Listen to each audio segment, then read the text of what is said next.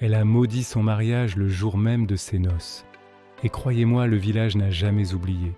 Ce jour-là, même le prêtre a fait un pas en arrière. Vous savez, le mariage, c'est un peu comme le foutou, hein. Si ce n'est pas bien mélangé, si les ingrédients ne s'aiment pas, ça laisse un goût amer dans la bouche. Nkanza, Nkanza, c'était la plus belle fleur de notre village. Promise au fils du chef, un grand parti, on disait.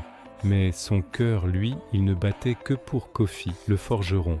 Oui, je sais, vous levez un sourcil. Moi aussi je l'ai fait à l'époque. On se disait, mais pourquoi? Le jour de la cérémonie, tout le village était là, les tambours résonnaient. Le chef était fier, son fils souriait bêtement. Et Nkanza, dans ses plus beaux habits, s'est avancé vers l'autel.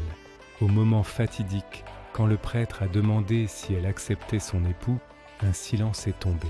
Et au lieu du « oui » attendu, elle a prononcé une vieille phrase de sa grand-mère, une phrase que seuls les anciens connaissaient, que cet amour soit aussi vrai que les paroles du silence.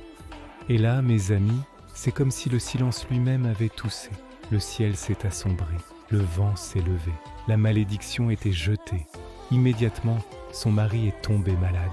Les récoltes de sa nouvelle famille ont pourri sur pied. Le village, terrifié, l'a pointé du doigt. La sorcière, la maudite, ils l'ont bannie. Rejetée par tous, elle a vécu seule, dans une petite case à l'orée de la forêt, pendant 10 longues années, 10 ans de solitude. Mais vous voyez, le mariage, c'est comme le foutou. Quand c'est vrai, ça nourrit l'âme, et le sien, il nourrissait son secret. Et puis un jour, 10 ans plus tard, un cortège de voitures luxueuses traverse le village. À leur tête, un homme riche, puissant, que personne ne reconnaît au premier abord.